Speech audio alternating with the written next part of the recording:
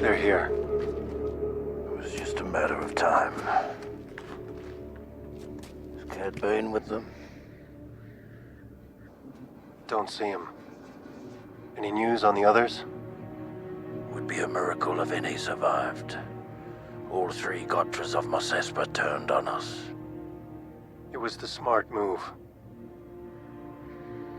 It was. I suppose you'll be heading out. I'm not.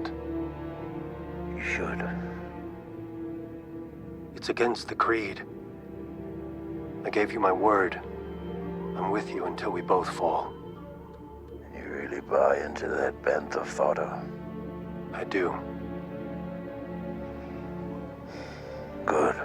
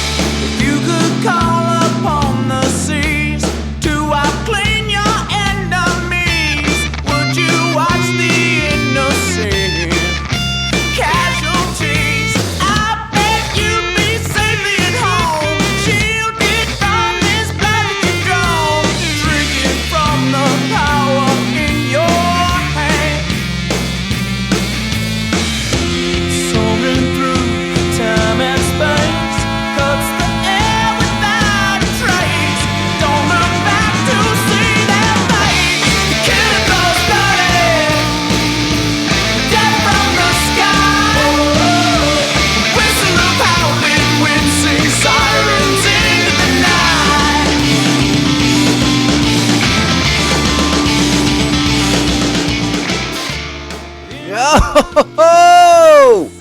Greetings, Bucketheads. Mevar Tigar. Welcome to the 131st Bubba and Din as Butch and Sundance episode of Mando Vision. Nargai Tom, and thank you so much for checking out this small, independent Star Wars podcast. The best way to find us is, of course, on social media at Mando_Vision, Twitter, Instagram. If you aren't following, why not? Come on, support the show. We'd love it so much. Make sure to, like, subscribe, and share the show with all the other Mandalorians in your covert. And remember, you can reach out long-form emails, by the way, mandovisiontom@gmail.com. I'm tripping all over myself already. I'm so excited. I'm so fired up to talk to you all about this episode. We are here. This is the final Book of Boba Fett Wednesdays for the Mandovision podcast, at least until we know if there's a season 2. And then we'll be back again doing this in another year or so. Or maybe it's going to alternate with the Mandalorian, and we'll do this again in, 2 years from now. We'll have to see how it goes. We're still waiting for news on that front. If this will continue, will Boba's story weave in and out of the Mandalorian, much the way that Din's story kind of started to weave its way into the Book of Boba Fett in those last 2 episodes before this one. That shifted our focus back on the title character himself, Boba J. Fett. I made the J up. It's like Homer J. Simpson. And Fennec Shen in their quest to become the daimyo of Tatooine and establish a new type of, I don't want to say rule over Tatooine, but like a more honorable, a more respectable approach to running a criminal empire on Tatooine. One that doesn't cost the lives of many innocent people in the process. So yeah, we're here to discuss about it because it was the final chapter. It just dropped today. As once again, I stayed up very, very late to watch it and went to work very, very early, and I didn't care. I was happy to do it. I was delighted by what I saw on the screen, and we're going to talk a lot about the various components of this episode, the way it all kind of comes together. And I'm going to say right now, I'll get to my main point. I think this episode comes together really nicely. I think it brings everything in that it's set up in its earlier episodes and pays it all off. Is it a little bit kind of checking the boxes? Like, hey, we set this up in episode 1. We set this up in episode 2. We set this up in, and so on and so forth. And then it all comes together in this episode. Sure, it's a little bit like that. But it's so dang fun. It's so darn fun that I don't really care. I had a truly wonderful time watching the episode.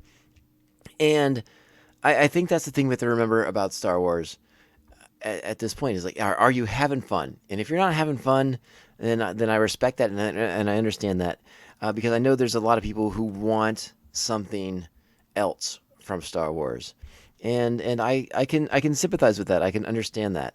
If you think back to before the show launched, and when I would sort of talk about what I sort of wanted to see personally from the show, I look back at that now, and I think my expectations were far too lofty, far too complex for what Star Wars storytelling really is at its core, which is well, listen, Star Wars storytelling at its core is a lot of different things, but essentially it's direct. It is in your face, and it is about your enjoyment, right? They're not doing like that hard hitting Breaking Bad, Game of Thrones kind of TV where we're gonna chart Star Wars in a whole new way. That doesn't seem to be the path that Disney wants to take with Star Wars. We get a little bit deeper exploration of elements of the Star Wars galaxy in the novels and sometimes in the comics as well. But the shows and especially the shows right now, because there's no movies to base this sort of critique off of. But they're just very direct. And me having these loftier expectations, I think, is not great. It's not. It doesn't help my enjoyment of the show. It would hinder it. And I think a lot of people. And again, if you didn't like the show, that is totally your prerogative. And you were well within your rights to not like the show. But I would ask you to ask yourself: were your expectations too high? Were you hoping to get something that just Star Wars isn't? And I think that's something that we all have to be honest with ourselves about. Again, go back to the episodes leading into the show where we sort of talk about and speculate. And I wanted this show to be some sort of like deep, compelling exploration of the Star Wars criminal underworld throughout the galaxy, not just focus on Tatooine.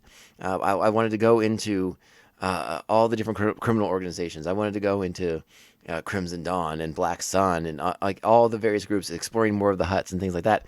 And I don't think that's what Star Wars is, at least not at this moment. Star Wars is still, by and large, family friendly.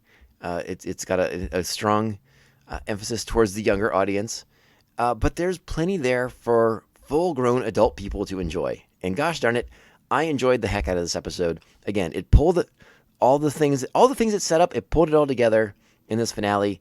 Which again, is it deep? Is it going to change your fundamental understanding of the Star Wars universe? Your fundamental understanding of Boba Fett and who he is? No, it's not. And if that's what you wanted, yeah, I'm sorry. I guess I would have liked that too.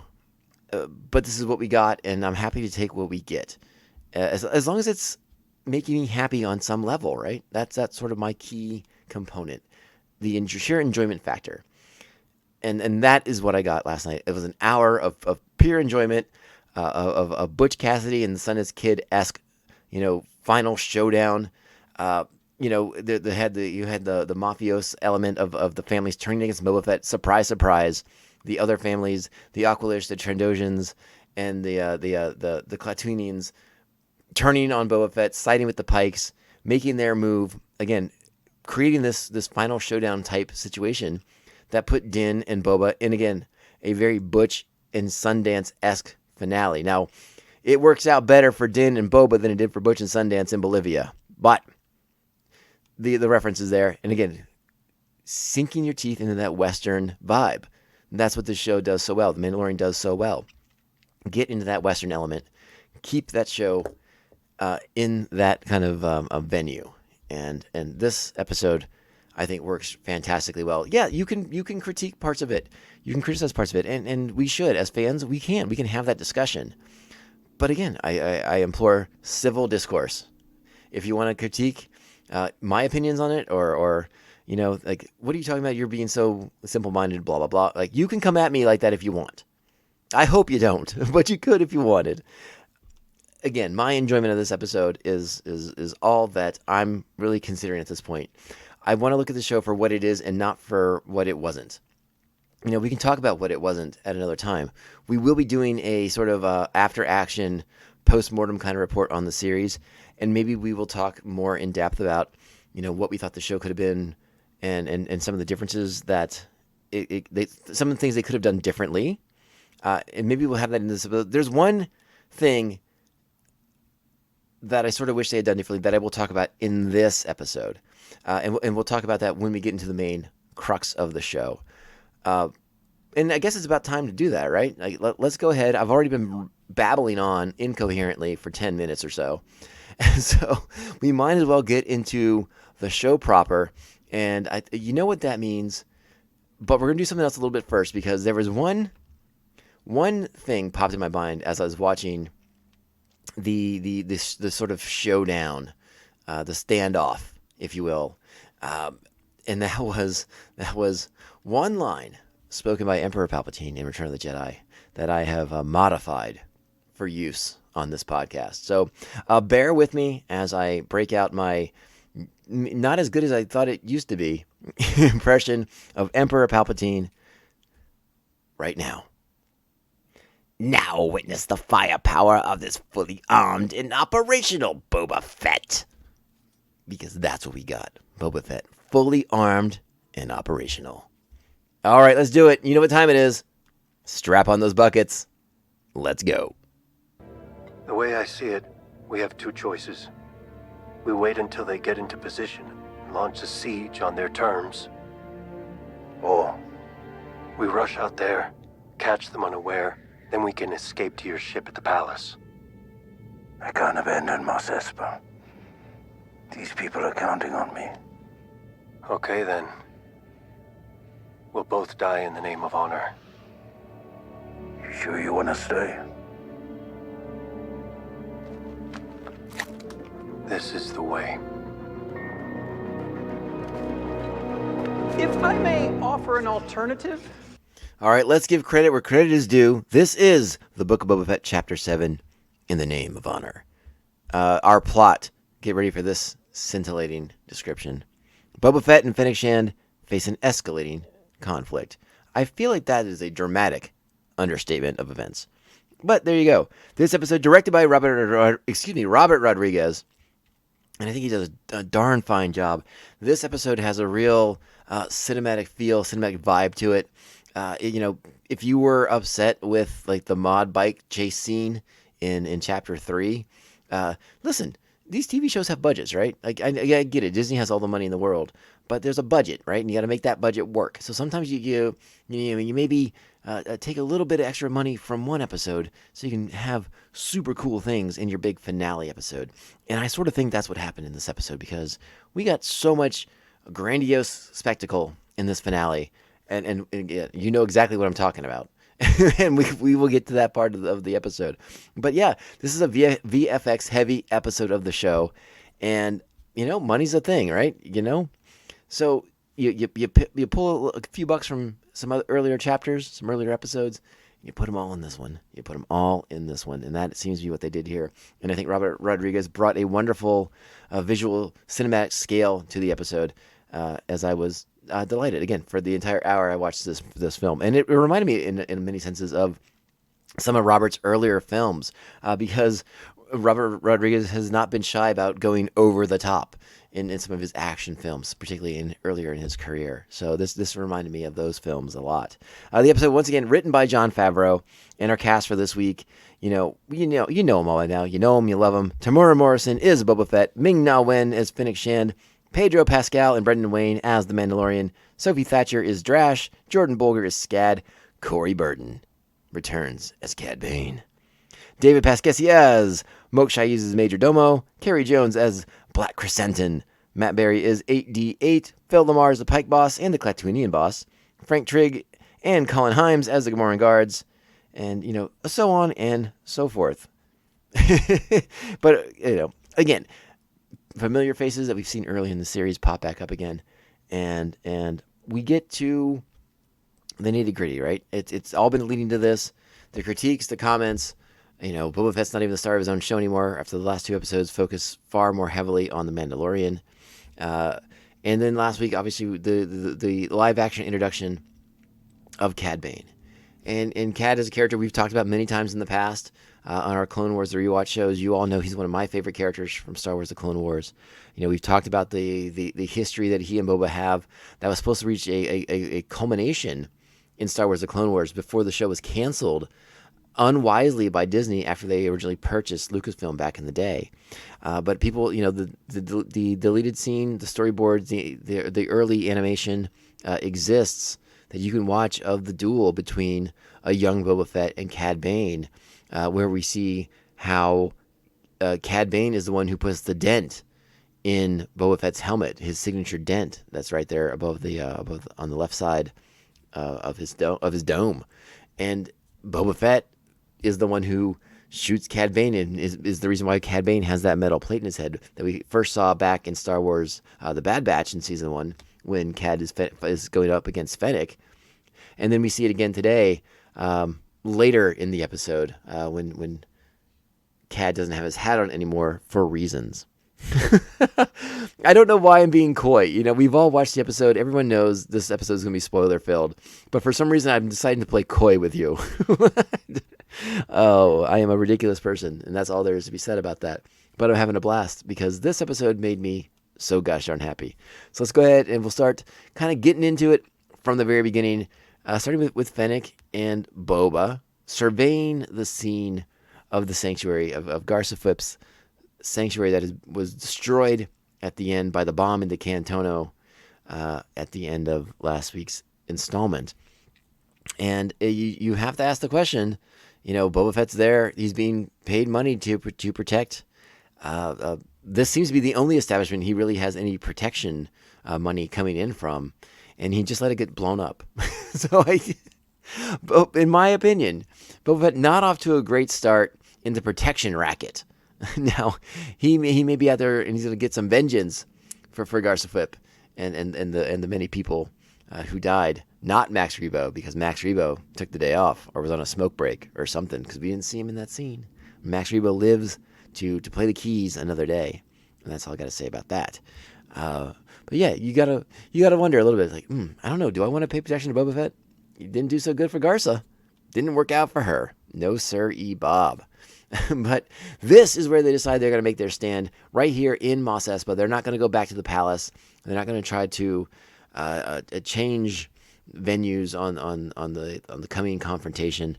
And so let's hear the reasoning behind that, because I thought it was very interesting. We'll lock down at the palace. It's a bad idea. Is that so? It is. And where do you propose we wait for reinforcements? Here. Here? In these ruins? Nonsense. The palace offers greater protection. If you want to abandon Mos Espa and hide in your fortress, go ahead. We're staying. The people who live here need our protection.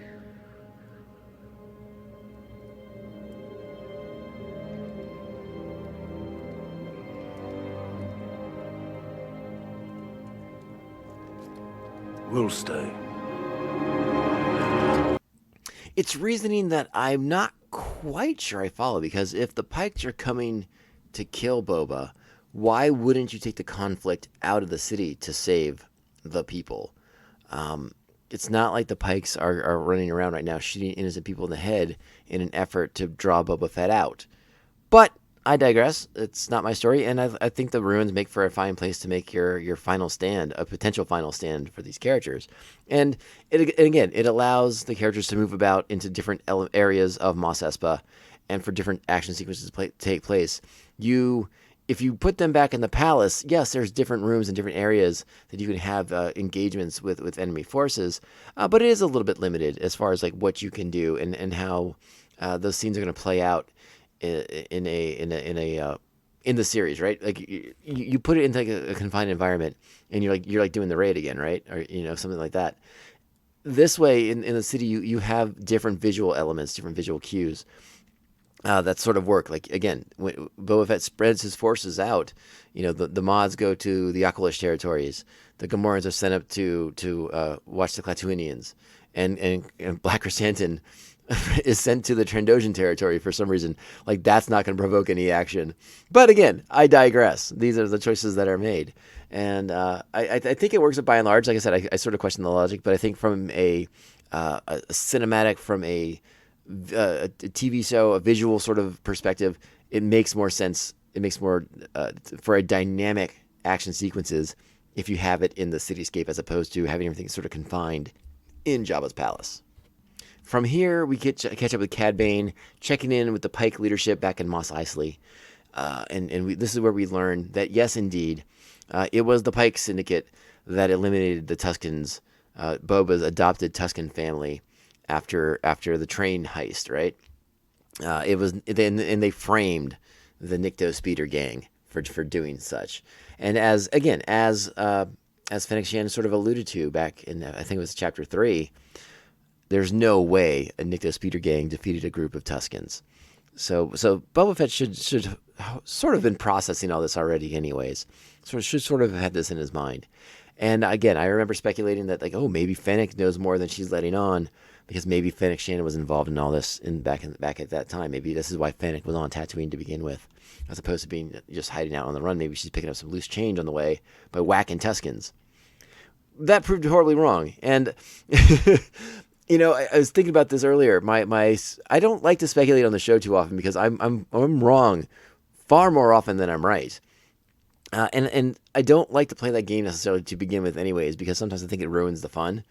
Because if I were to get something right and it happens on the screen, I'm not really interested in bragging rights. I want to experience that moment and not be like, oh, I knew that was going to happen. I totally called it.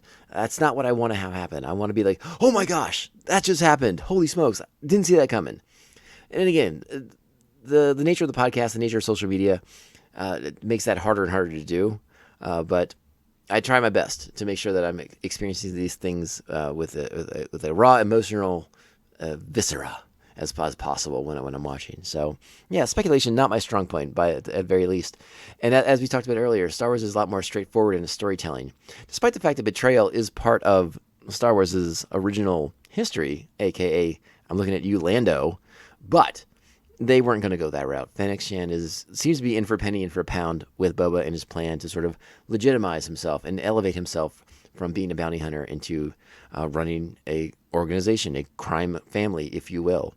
And let's not delude ourselves. He's still running a crime family here. He has these noble, honorable intentions, but as far as I know, it's still against the law to run protection rackets and things like that. Though Tatooine, what do I know?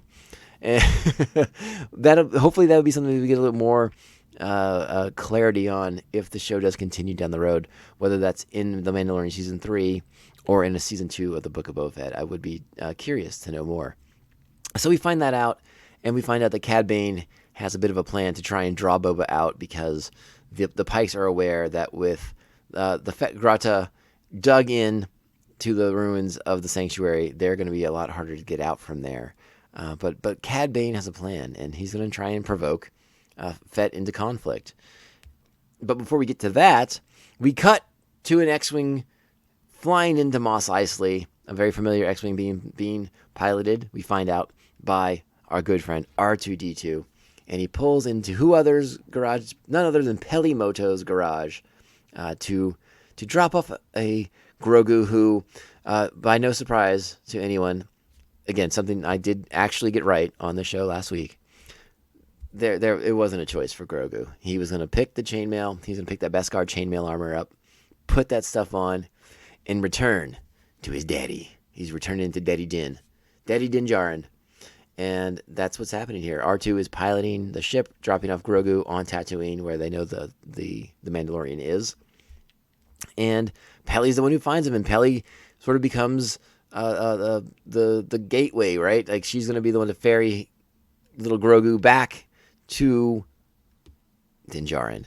But not before they let Peli sort of be the voice of the audience, right? When all the uproar happened during Season 2 of The Mandalorian, when Grogu's name was revealed, and the people of the internet lost their minds because they didn't like it that much. listen, and we talked about it when it happened then. I wasn't, initially when it first struck my ears, I wasn't wild about it, but it has grown on me immeasurably since then. And by the end of the episode, I was used to it.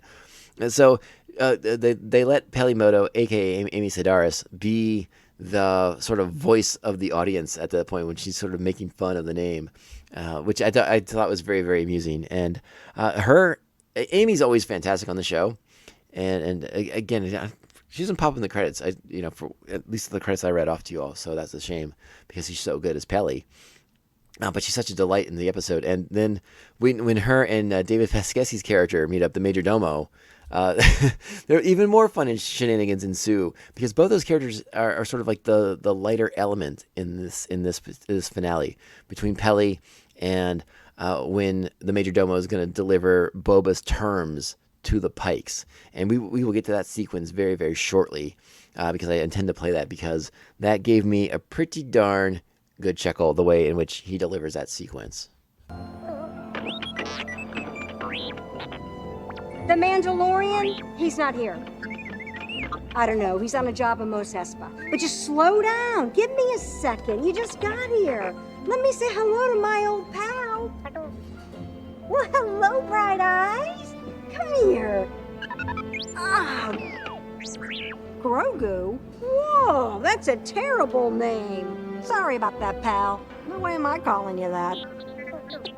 What do you have here, huh? Something shiny. Well, look at you all fancy. You must be starving. Bring him some dung worms. From here, we get Fennec issuing sort of the covering of the flanks, right? The mods are going out to the Aqualish territories, Black Chrysanthemum to the Trandoshans, and our Gamoran friends are going to go and keep an eye on the Klatooinians, right? So all sides of the Sanctuary are covered. They can't be outmaneuvered. They can't be outflanked. Yet, who comes walking up demanding to have a meeting with Boba? Cad Bane. Again, out there trying to provoke an incident so that Boba can't stay fortified within the remains of the Sanctuary. And he's going to do this by dropping some painful knowledge on Boba Fett. So let's check that out real quick. I will only negotiate with the head of the Pike Syndicate. You mean the one that massacred your Tuscan family and blamed it on a speed bike gang?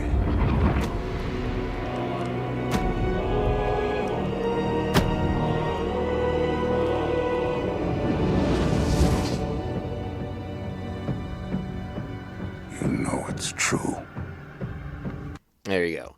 But Fennec comes in and sort of talks Boba down, not to incite the initial incident, right? That'll kick off a final standoff here at the Sanctuary because they're not ready yet. They're still waiting. Well, they were still waiting for Cobb Vanth's forces, but Cad Bane uses this as an opportunity to inform Boba Fett that, after Din Djarin left last week, I swung by, had a little chat with Cobb Vanth as well, and it didn't go so well for Cobb Vanth.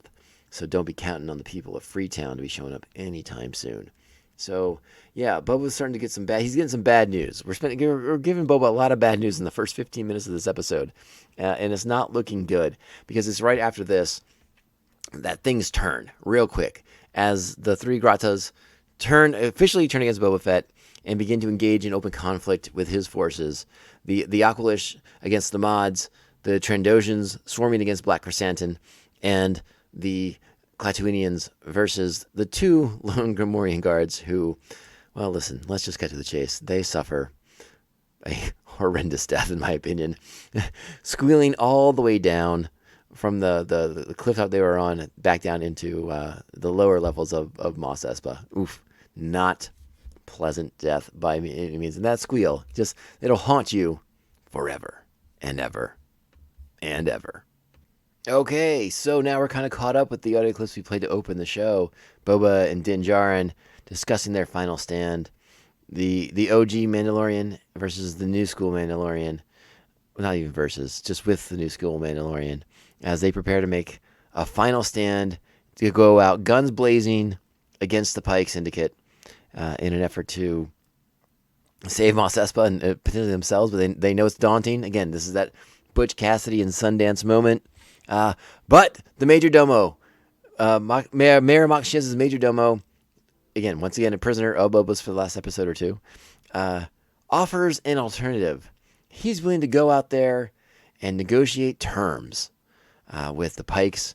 And so Boba Fett decides he will write down his terms for the Major Domo to deliver. And that is what we were about to hear. And again, I got a hearty chuckle from this sequence as David Pasquesi once again sort of uses his, his unique delivery and his kind of comedic timing to maximum efficiency with this sequence. Let's check it out. I, Boba Fett, speaking as daimyo of the Tatooine territories, formerly held by Jabba the Hutt, do present the following offer.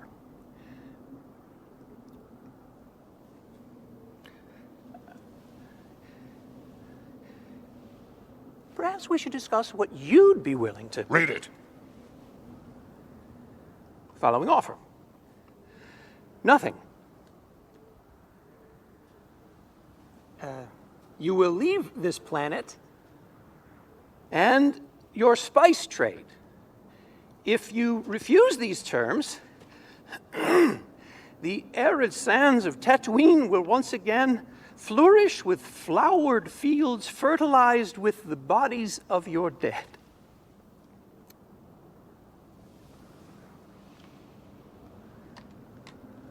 His words.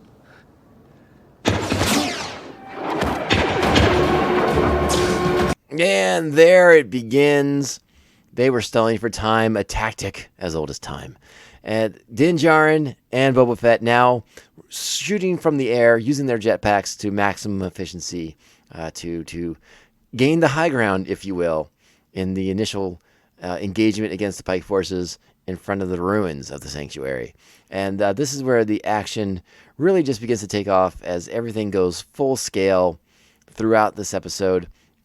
It gets crazy. The people of Freetown do show up. They're not going to stand there while Marshal Vanth was gunned down. And there is some interesting phrasing going on here. To me, and perhaps I am mistaken, but when the people of Freetown arrive, and they ask about the Marshal, when Din, I think it's Din, inquires about the Marshal, they said he was gunned down in cold blood. To me, that means he's dead, right? Like, oh, Marshal Vanth didn't make it out of that. Now, again, the images existed on the internet that he was hit in the shoulder, the upper arm, the upper chest, maybe even.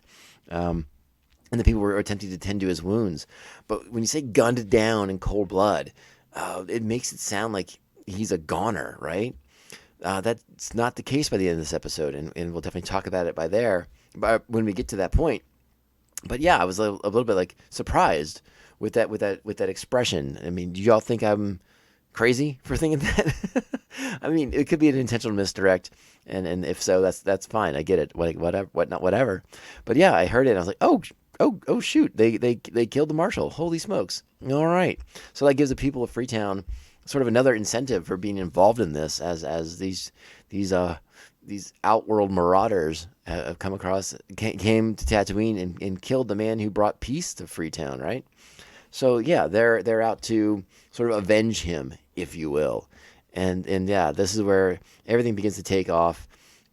You get Fennec Shan taking off to go help the mods and to go launch an attack of her own against the Pike leadership based in Mos Eisley. I can't even describe all the action here because it's fantastic. But even before the people of Freetown show up, Din and Boba going back to back with each other, just firing off against the Pikes. It's really spectacular. It's really, really well done. You know, the way they get hit with their in the Beskar, the way they sort of have to roll and compensate. It's a really, really fun sequence. I think it's really well done. Robert Rodriguez really goes above and beyond on that action sequence. And again, like I alluded to with my Emperor Palpatine impression, Boba Fett fully armed and operational. This is the Fett we've been wanting to see basically for the entire series thus far. You know, even I commented that Boba Fett seems to be getting handled fairly easily early on in this episode. But, you know, he's gotten full back-to treatments. He's, seems to be running at full strength. And he's probably a little PO'd right now. He just found out the Pikes killed his Tusken family, right? So yeah, the stakes have escalated. There's far more in for Boba Fett, and he's probably angry. and he's channeling that anger into the fight. And again, seeing Din and Boba rocketing around on their jetpacks was awesome. I thought it was super, super cool. It's a really great action sequence. I can watch it all day, every day, and I probably will for the next week or so. So as the people of Freetown arrive, and again, it is a really great sequence where it looks like Boba and Din are about to meet their ends as they're getting pinned down by the blaster fire. They're taking shot after shot on their Beskar, and it's only a matter of time as these forces are closing in. So when the tank, or not the tank, I'm sorry, but when the people of Freetown arrive with blasters blazing, and I guess it is sort of a tank.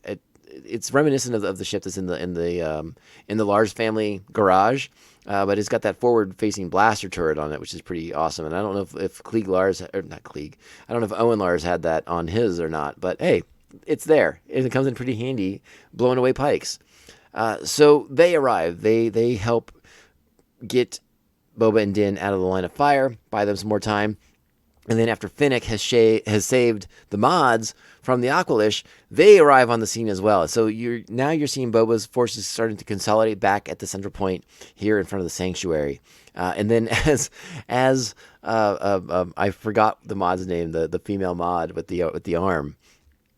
Mentions how it got a little hairy out there. That's when we start seeing Trandoshans flying through the air as Black Chrysanthemum has been making his way back to the sanctuary as well.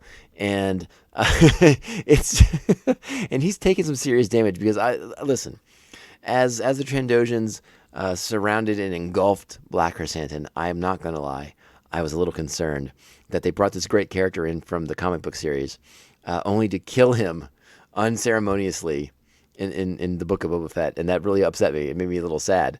But to see just a Trandoshan flying through the air as Chrysanthemum is making his way back is pretty impressive. And the amount of damage he's taking, and then Boba Fett making the effort to go out there. You know, he's like, "Hey, draw their fire. I got to go out there and get my Wookiee back."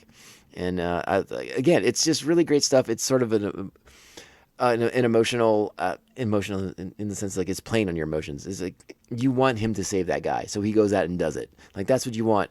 That's what this show sort of is. Like it's giving you what you want. You know, it's giving you those basic things. That's straightforward, direct storytelling, which again I would argue is very much who Boba Fett is. And again, not to go into too much of a sidetrack, I think people wanted some kind of deeper exploration of Boba Fett's psyche, which I think would be very, very interesting, but that's not what this show is. So seeing him make that move is pretty awesome. Again, there's no going back for the Gamorreans, though. We know what happened to the Gamorrean guards. Oof. Painful death. So it's at this point that the pikes begin to fall back, and the people of Freetown rejoice, and the mods rejoice, and everyone's like, "Hey, man, this is great. We did a great job. We won. Hooray!" Well, Din Djarin, using the amazing technology in his Mandalorian armor, well, he's got some bad news. I wouldn't celebrate yet. We got problems.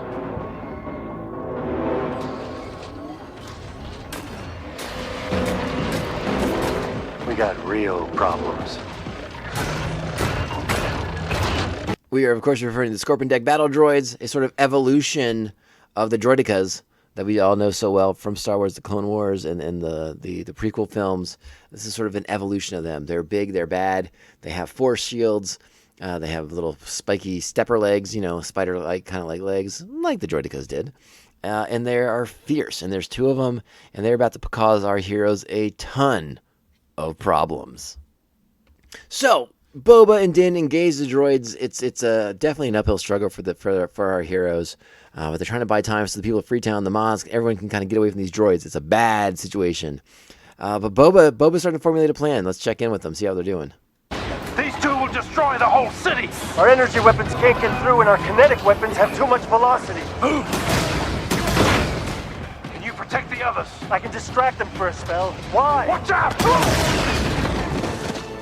We need reinforcements. From where? You've run out of friends. Protect the others!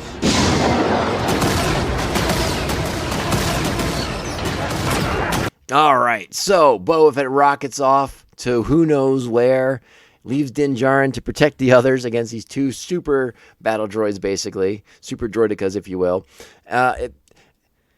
I'm curious how you all felt about watching the sequence, but when he says he needs to go get reinforcements, and Din asks from where. I think our minds all went to the same place. Because, again, this show, at this point in the finale, we're pulling those threads together from the earlier episodes, right? So why not pull on a thread from Chapter 4? I think it's Chapter 4. I may be misremembering. When Boba Fett is offered a gift from the Hutt twins on their way off of Tatooine. Yes, of course, I am referring to the Rancor.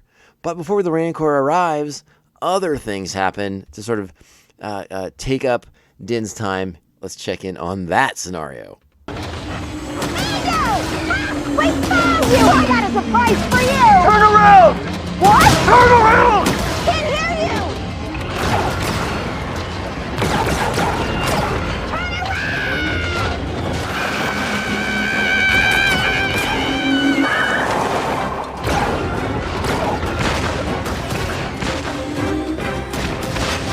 Yes, that's right. Pelimoto arrives with the droid carriage, like we saw the one from Mos Espa earlier. I think it was in the Chapter 3, with the one that introduced us to the mod characters, right?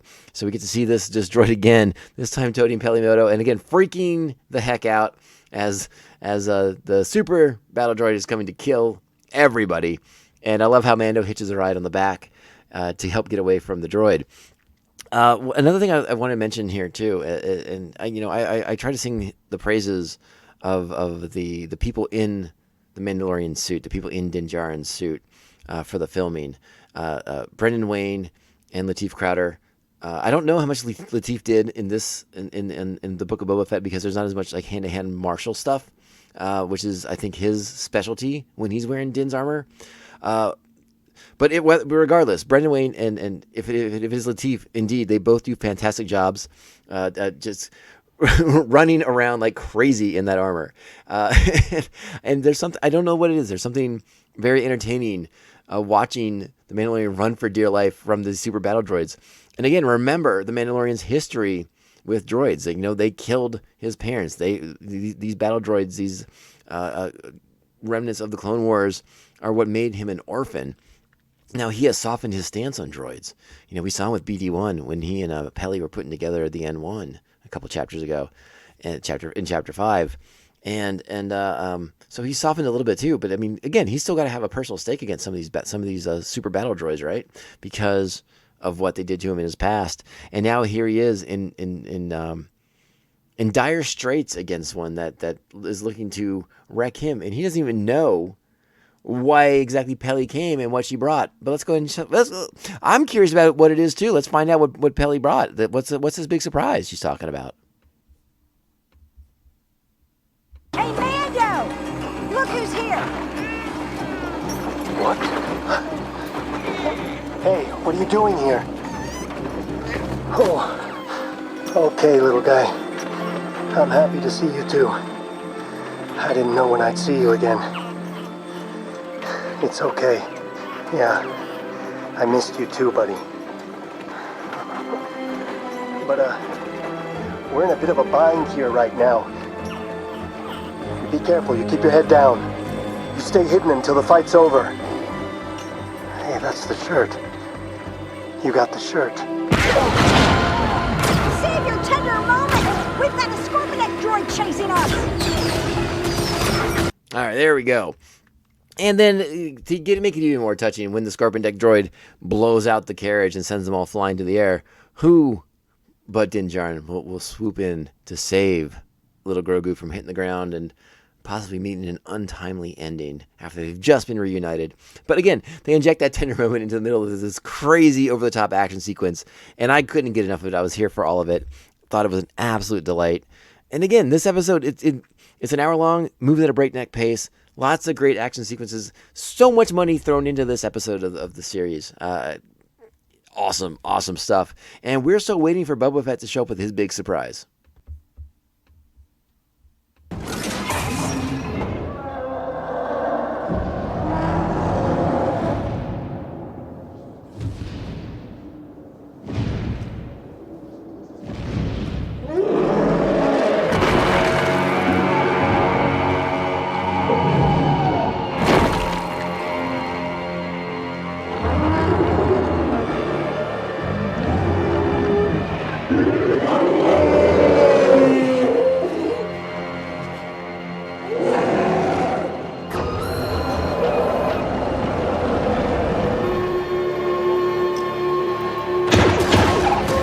All right, I get it. That's not a great sequence to play on a podcast. It's a lot of growling, and you're not seeing the cool visuals. But, I'm setting the mood for y'all. And I love the Rancor's emergence, how it sort of, it stops the droid, and he realizes there's a bigger threat on the horizon, so he stops shooting at Din and Peli and Grogu, so he can focus on this bigger looming target that's coming his way. And it's reminiscent of Godzilla movies, the way that you see the Rancor moving between the buildings, and the way it sort of scales up to come into attack. Again, the Rancor gaining the high ground on the Scorpion deck droid. And then, of course, the great shot as it leers down, as it sort of comes up over, and we see the rider on top of the Rancor. Boba Fett riding a Rancor like he talked about doing in the fourth chapter when he met cool Danny Trejo.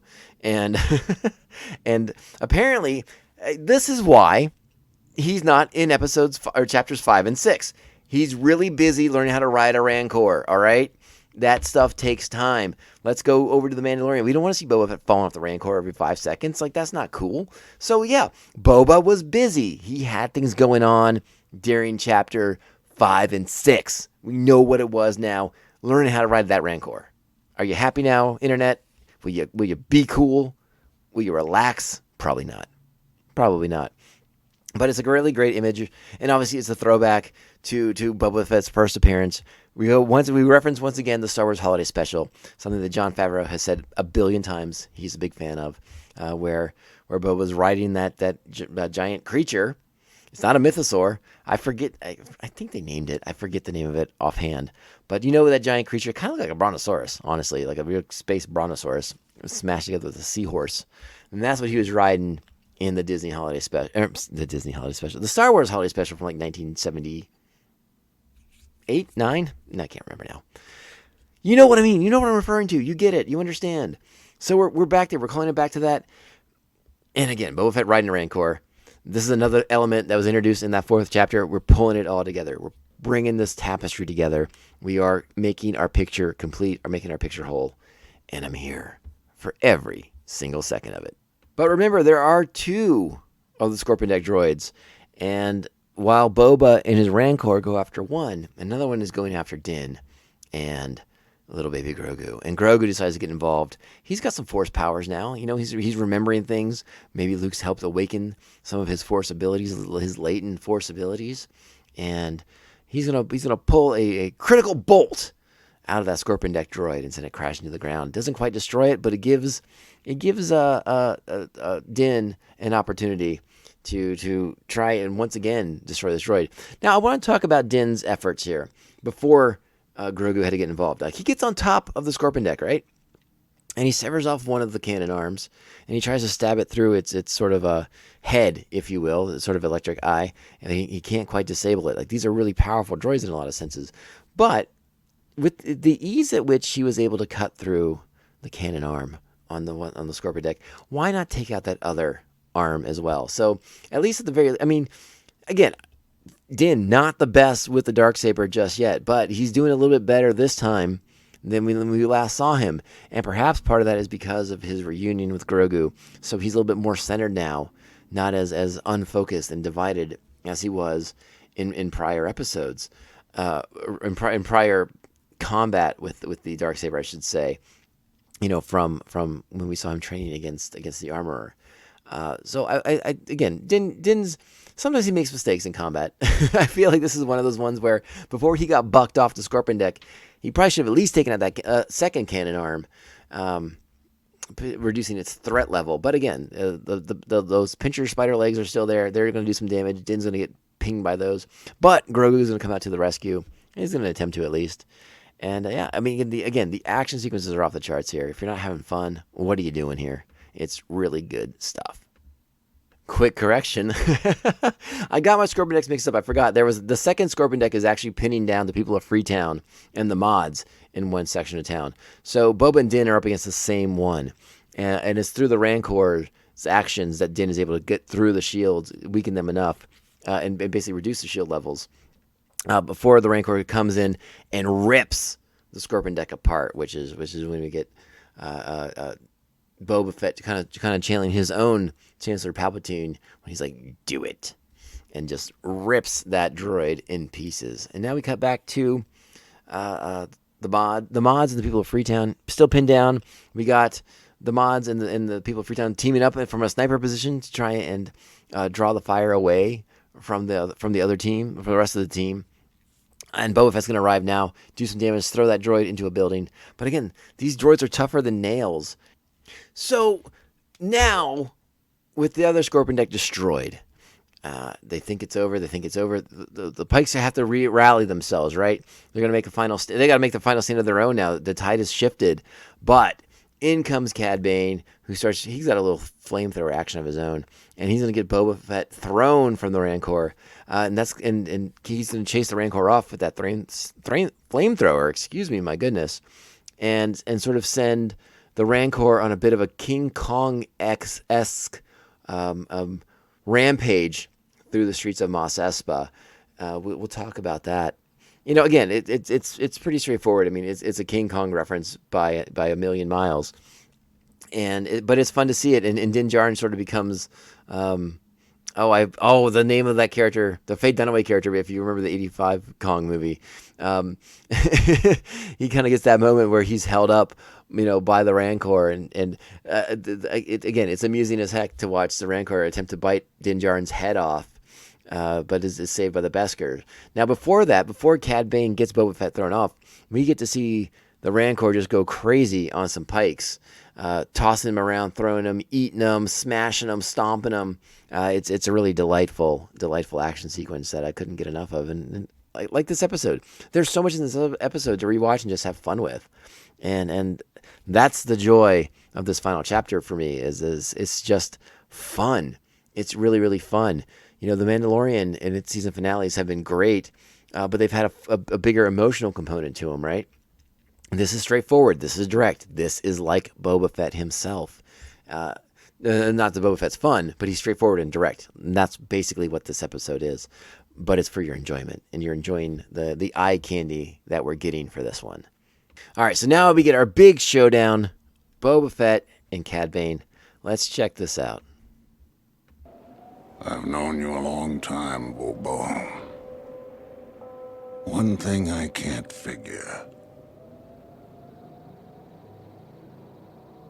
What's your angle? This is my city. These are my people. I will not abandon them. Like the Tuskens. Don't toy with me. I'm not a little boy any longer. You are an old man. I'm still faster than you. That may be, but I have armor. Let's find out.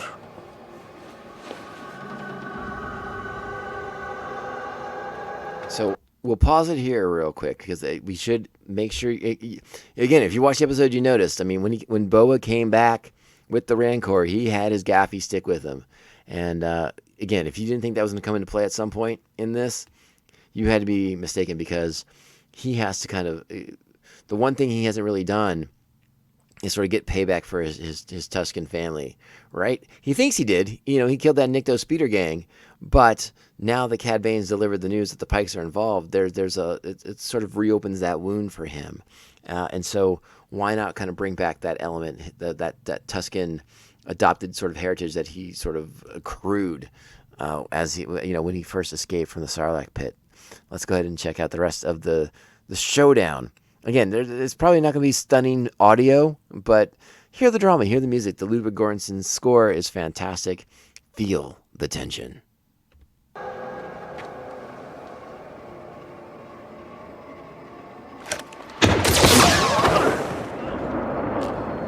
Now's about the time you jet off to your Bacta tank. This is my city!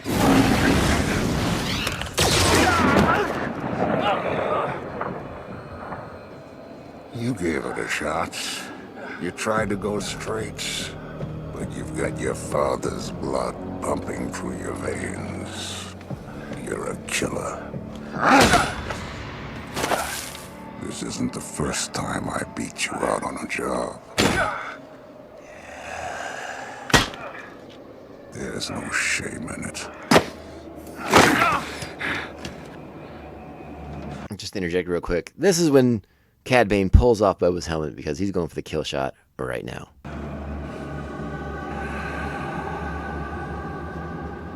Consider this my final lesson. Look out for yourself. Anything else is weakness.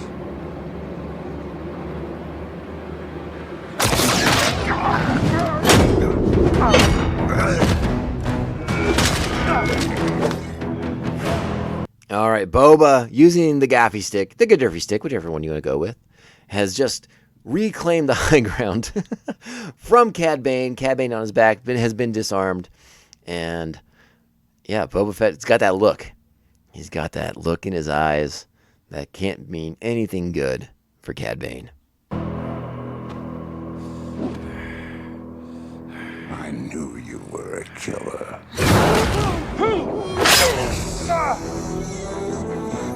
Okay, so Boba has just stabbed Cad Bane with the gaffy stick. Cad Bane's hat's knocked off. We see that metal plate, the metal plate from that we initially saw in Star Wars: The Bad Batch, that indicates that yes, indeed, Cad Bane and Boba Fett had that. They still had that duel as part of their history with each other. That put the dent in Boba's helmet, and Boba got a piece of Cad Bane too, and that's why he has that metal plate there. But Boba now has the upper hand. Something I want you to pay attention to, something to speculate on, something to keep in the back of our heads for down the road. As Cad Bane lays here with the point of the gaffy stick in his chest, just listen.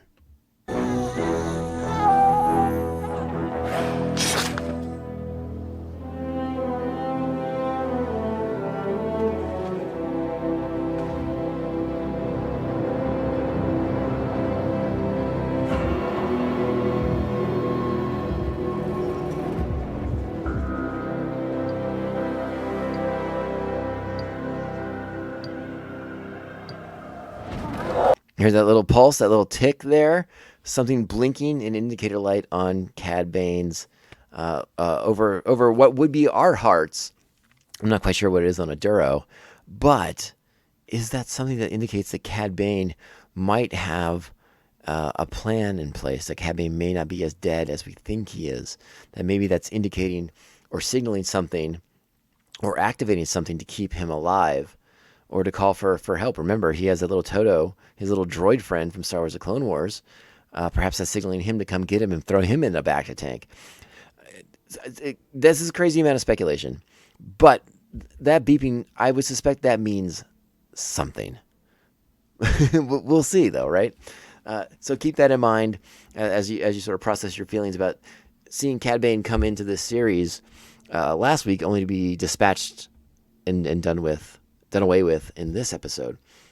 Now, here's where I will talk to you a little bit about the sort of like the one thing I think I might have done a little bit differently had I been in charge of this episode or had anything to do with the writing of this episode, which, for the record, I did not and I do not.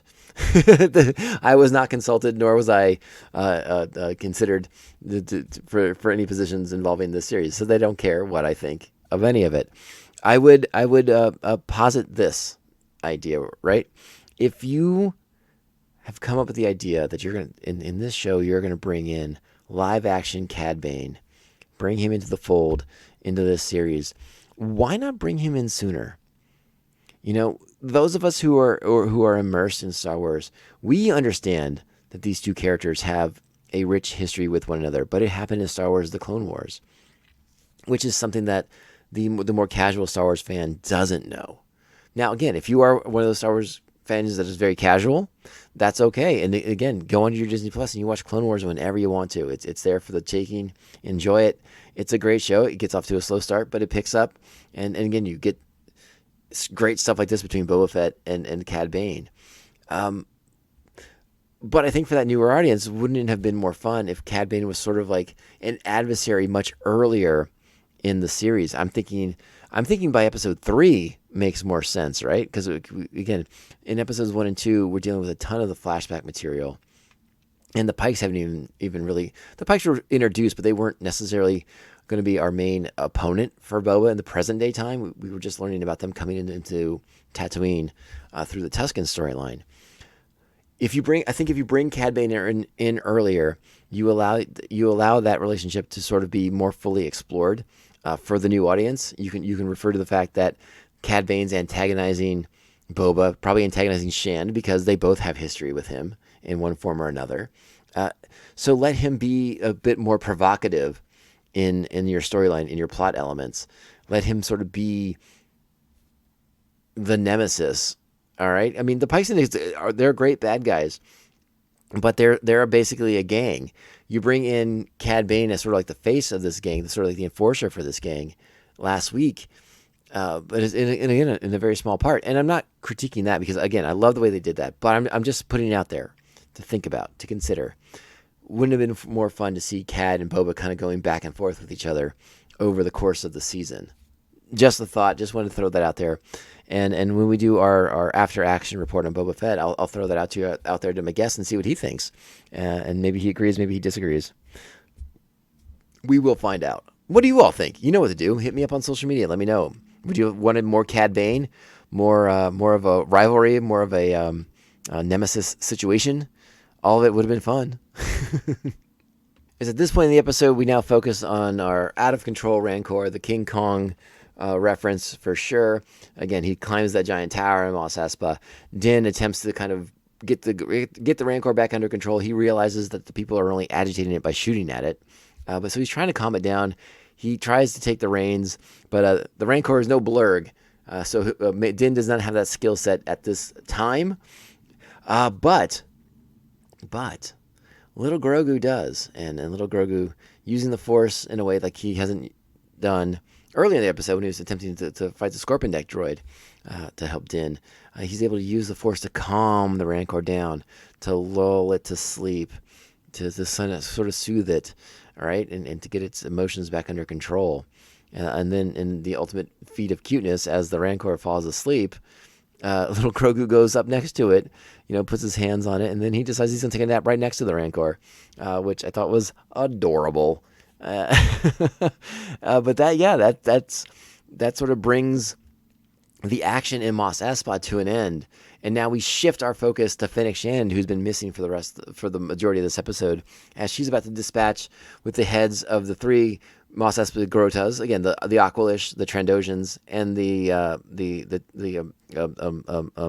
my gosh, the Klatooinians. I think I said it wrong. Klatooinians, excuse me. I do that all the time. I've been saying Klatooinians since I was a little kid, and I had the action figure from Return of the Jedi. And for some reason, Klatooinian is seared in my brain, and so I say it a lot, and I know it's wrong. Luckily, no one has been mean about it when I say it.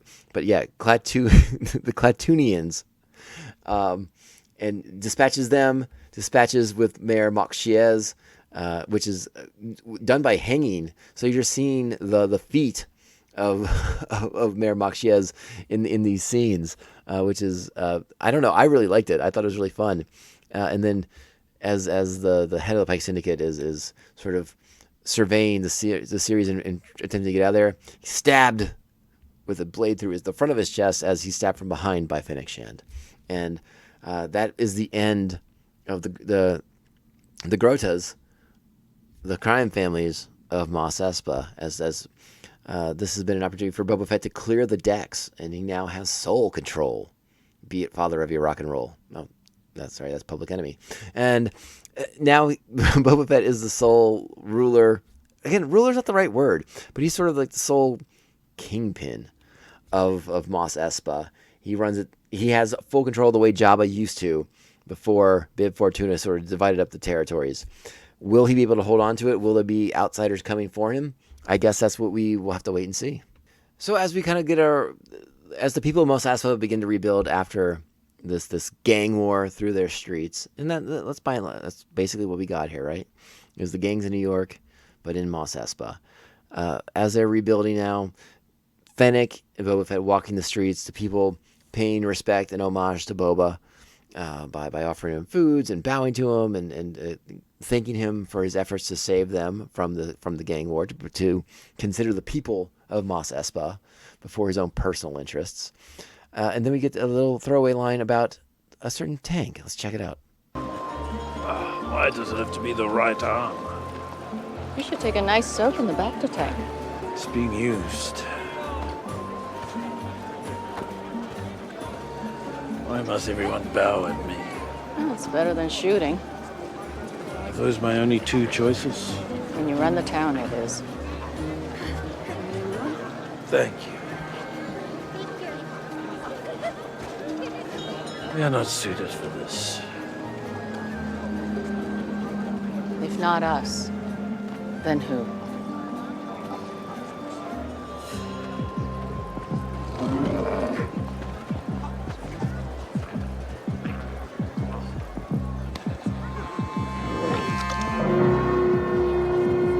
So the Wookiee gets a melanowida. Chrysanthemum, you want to share? All right, so that catches up on the end of the Tatooine action. Chrysanthemum, the mods, Boba Fett sort of his forces in play, kind of coming together. I guess I should say the remaining mods, right? Because a lot of them do get gunned down in the sequence. But yeah, he's solidified his claim to Tatooine, to Mos Espa, and everything seems to be coming up Boba right now, which is good for him. And then we get you hear the chords, you hear the notes, the beginning of the Mandalorian theme, right? As we are now going to go up into orbit, as departing in the new N1 shuttle, which still doesn't have a name yet. And if you didn't see it coming, in that new in the former droid socket is now a little chamber for little Grogu to hang out, and he's tapping that little ball that Mando gave him back when they reunited. And Bo and Din is trying to ignore him, trying to tell him, nope, not doing it, not happening, nope. And then a little bit more of a forceful banging from little Grogu, and he says, "All right, one more time," and we'll play that sequence in a minute because it amuses me. No.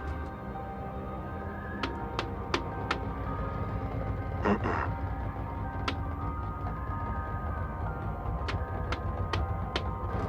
No.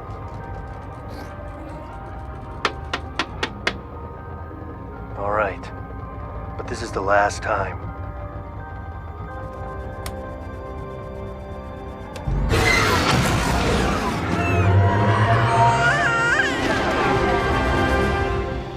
Boom! And there's the end of the show. So yeah, I mean, if that ending doesn't indicate that we are heading straight forward into Mandalorian Season 3, I don't know what does. Just so freaking delightful. So exciting. Again, we can there are criticisms to be made of the series. And again, I think you can criticize Star Wars and talk about Star Wars in an honest way that isn't insulting or mean-spirited, right? And we will probably be having that conversation when we do our after action report, which will be out on Monday, if all goes well. Tuesday at the latest, okay? We'll take one more week off of Star Wars The Clone Wars to do the after action, and then the following week we'll get back into Star Wars The Clone Wars and use that to fill the time until the Kenobi show comes out at the beginning of May. That's the rumor, at least. I don't think Disney's officially confirmed it, though. The sort of tweet indicated that May the 4th might be the day that Kenobi does debut on Disney Plus, and we will be here to talk about that. Hopefully, day of. We'll see what my schedule looks like in May. That's a ways off. But yeah, what did you all think of Book of Boba Fett? I mean, there was a lot of critics. There were a lot of critics against this show, and I think many of them had well-founded ideas why they didn't like it, well-founded statements and notions of why this isn't working for them, what they wanted to see from it. I can't argue against a lot of the professional journalists who have had legitimate critiques and criticisms of the show. I don't disagree with anything they said necessarily. I do disagree with their ability to just enjoy the moment, right? Just go for the ride and have fun with it. And I mean, again, that's a critic's job, right? They're not going to sit around and go for the ride. They're going to break it down in what's wrong with it cinematically, visually, storytelling wise, the whole thing. And I do understand that is their job. That's what they're paid for. I'm not paid. So why I don't want to, I have no interest in tearing Star Wars down. That's why we don't talk about certain elements of Star Wars that I don't care for, which are few, and maybe one day we will, when I feel like I can have that conversation, politely. I got a kick out of the show. It's I think people forget that The Mandalorian had its detractors as well for certain episodes, Remember the big criticism of The Mandalorian was like, oh, every episode, it feels like side quests, It's like, hey, Mando, we'll tell you this if you'll go do this, and that was a big knock on The Mandalorian too. And then you get like those emotional gut punch episodes, particularly in season 2 with the final 2 episodes of that season. It basically started when Grogu was abducted by Moff Gideon, and then what Mando has to do to find Moff Gideon, and then the episode itself, which reintroduced us to Luke Skywalker. So people seem to forget that criticism they had of the Mandalorian episodes when it was sort of what they considered quote-unquote side questing. Boba Fett had its highs and lows as well, but by and large, the show is still massively enjoyable. The critiques against the mods, if you're not over that by now, I don't know what else to tell you. They're here to stay. They're part of Boba Fett's entourage, if you will, and get used to it. I don't see them getting written off. If there's a season 2 of the show, they're here to stay, and it's part of Boba's mythology now. And I still think episode 2, that episode with Boba and the Tuskens, I still think that was some of the most phenomenal Star Wars I've seen on television in forever. I mean, that was an incredible episode of TV, and that should not be taken away because we didn't like the color of the mod speeders in the 3rd episode, or we didn't like that Boba Fett wasn't even in chapters 5 and 6. It became the Mandalorian 2.5. I mean, yeah, I get it, I understand, but like as we laid out for you, Boba Fett was busy learning how to ride a Rancor, so he decided to share the stage with his good friend Din Djarin. That's the story, and I'm sticking to it, gosh darn it. That's what we're saying about that. So I really did enjoy this series, by and large. I think it all came together in this episode. Every seed that was planted, every thread that was laid there, they pulled it together. We got the tapestry. Was it this big, deep, rich tapestry that we all thought it might be? No, not so much, but it's still a fun tapestry to look at. I'd hang that on my wall any day. It looks real nice over there, right above the fireplace, looking good. And that's where I stand on this. It's so funny. If you go on to like IMDb or Rotten Tomatoes, any of those sites that have like an episode guide, and you look at the ratings for the episodes, right? The ratings for the Mandalorian episode are off the charts for the last 2 installments, for chapters 5 and 6, which are basically focused on the Mandalorian and Grogu. So it's pretty wild to me that the sort of reviews for this one are not even close to that. Like those are rating like 9.5, and this one's only not even getting a full 8 yet on IMDb, which again to me is crazy. So clearly we have to ask the question, and this is something I will bring up on our after action report. But has Din Djarin, the Mandalorian, surpassed Boba Fett as our favorite Mandalorian armored person? Because we can't call Boba Fett a Mandalorian anymore. He doesn't want anything to do with that. So calling him that seems insulting to him. But has Din sort of replaced our idea of what the Mandalorian is? And is he now our favorite? And I guess that's a reasonable question to ask. So we will try to explore that down the road when we do our after action, okay? I don't know what else I want to say about this episode other than be careful. The internet was crazy. Twitter in particular was pretty wild this week leading up to the final episode, with just throwing out all kinds of random things about who's going to show up in this episode, who's going to show up in the season finale of the Book of Boba Fett. And there were all kinds of crazy things in there. Obviously, Luke was a popular choice because of the absolutes that he laid down for Grogu, right? Sith only deal in absolutes. Sith and Luke Skywalker. That's a joke. Relax. I know what I'm doing there. But the internet had everything going for it. Like, oh, is Han Solo going to show up? Is Bosk going to show up? Is Kira going to show up? Are we going to get Crimson Dawn? The whole thing. I mean, like if there was a tertiary Star Wars character who we haven't heard from in a while, their name was out there showing up in this episode of the show. And something that I said a while ago, towards the beginning of the show, was I don't want it to do that. This show, this series, shouldn't be based around who's going to show up per episode or in each episode or to save the day in the final episode. Like, that's not how the show should work. And I'm really glad that that's not what happened in this episode. I'm really glad that Luke Skywalker did not get involved. He just had R2 drop off Grogu and then head back to the temple. I like that it pulled together the cast that we've gotten to know from The Mandalorian. I thought that worked out really nicely. Again, people keep writing these things off as cameos, but it's like, this is the mythology. Like this, the Mandalorian laid the groundwork, and Boba Fett's picking up that groundwork and working it into its mythology as well. We spent a lot of time on Tatooine, so why are we not embracing these characters when they come back into the fold? We didn't talk about the after credit sequence, which was the Mod Doctor in Boba's palace and a figure in the back to tank. As Boba Fett said, it was being used. And the figure we see very quickly, by the way, they don't linger on it at all. So I don't know if they actually got Timothy Olyphant to do this, or if it's like some kind of CGI trick. So they didn't want to linger on it for too long, so it looked fake. But it looks like Cobb Vanth in Boba Fett's back to tank and about to receive some sort of modification, if you will. So I'm curious to see if that pays out in Mandalorian Season 3 or if it's in Book of Boba Fett Season 2. We don't know it yet. Cybernetic arm, some kind of cybernetic eye. I don't know. I guess we're gonna have to wait and see.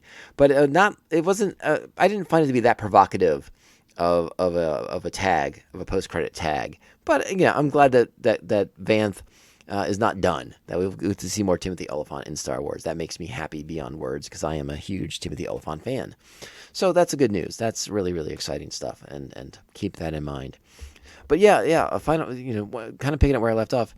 I don't want Star Wars to get too focused on bringing back characters or like having to like have character X come out of nowhere to sort of aid our title characters again. I think that's detracting from the overall story we're trying to tell of the titular character, right? It worked out for Luke in The Mandalorian Season 2, but by and large, in Season 1 of The Mandalorian had to call in all his relationships to survive that ordeal. And that's how it was going in Season 2. But they were facing overwhelmingly bad circumstances that were not in their favor. So Luke coming in makes sense because they planted the seeds for that 2 episodes ago. So, as Star Wars fans, we get into we want to see our favorites come back. We want to see characters that we like come back into the fold. And it's a slippery slope. That's all I really want to say about it. I'm not against it. I'm not for it. If it makes sense, by all means. And I've said it before. I want to see a Star Wars show that spends more time in the underworld where, one episode we spend on Boba Fett, another episode we spend with, smugglers like Han and Chewie. And we sort of like weave between them and then bring it all together in a season finale. That's the sort of the way I want to explore the underworld and have these characters interact in a tapestry. And like, this is pretty darn close to that. So if Han Solo were to show up in this episode, it needs to have been set up, 3 episodes ago at the very least.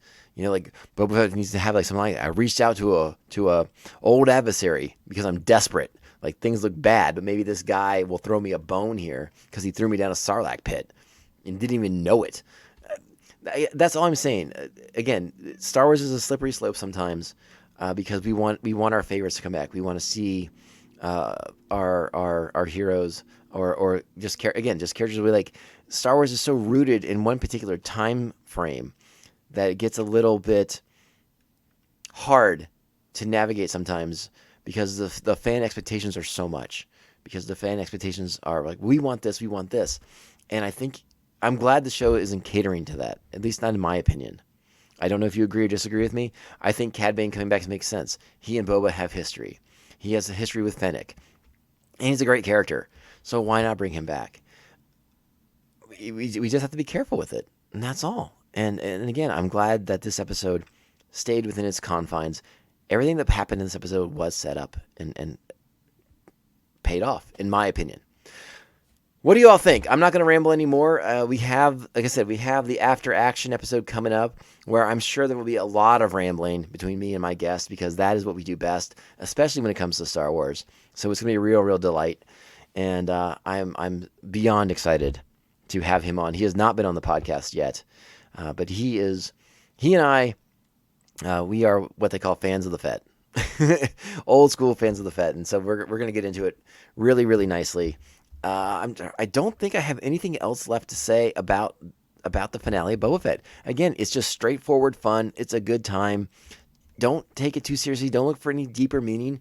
You know, again, I'd love to have a psychological exploration of Boba Fett, but I don't think this is the show we're going to get. And I am in favor of a season 2. I'm just going to say it right now. Now that Boba Fett's kind of cemented his claim, let's see where he goes. Let's see what he wants to do differently. Let's finally get to that point. Now that the gang war is out of the way and he can sort of change the system like he talked about. Let's see if he can make that happen. Let's see if he can do that for us. All right, we're going to get out of here. We've gone long, but it was a long episode of the show, so there was a lot to talk about, lots to chew on and spit out. Before we go, I want to thank, or actually, let me remind you all first. If you're new to the show, welcome aboard. I hope you've enjoyed our Boba Fett episodes. I hope you stick around for the rest of our episodes because we do fun Star Wars, the Clone Wars rewatches. We do random news episodes. I mean, it's a whole thing. We do a lot of fun things here. Support us by joining us on social media, okay? At Mando_Vision, Twitter and Instagram. Email the show, mandovisiontom@gmail.com. Make sure you're liking, subscribing, sharing the show with all the other Mandalorians in your covert. Remember, if you also have the opportunity, 5-star reviews are so insanely helpful for the show, and we truly, truly appreciate you taking the time to do it. They are what helps small independent shows like us stand out, not get lost in the shuffle of the overwhelming amount of choices you have before you. If you are interested in financially helping the show, you can become a Mandovision Maniac at patreon.com/Mandovision. You can join your fellow Maniacs and gain access to sweet bonus content. There will be new bonus content coming very, very soon. I'm a little behind schedule, but we will get that new episode out for you all in the near future. Thank you to our current Patreons, the Aspen Hill Chody, the Batman Abejo, Jeff Nail. Jeff is a co-host on The Ringing Ear. Check them out, a great music podcast. Thanks to Evil Circle, the evilest of all circles. The Squidmaster General, Mr. Brian Broussard. The New Jersey Devil, Mark Wegemer. Our very own Joker and Harley Quinn, Brian and Krista of Pariah Brewing Company here in San Diego and now in Baltimore, Maryland. Awesome. The Beer Hop Brigadier General, Jesus Beer Hops. The Silent Assassin, he who shall not be named. And Syndicate Ram, co-host of the Come On It's So Good podcast and super good friend of mine.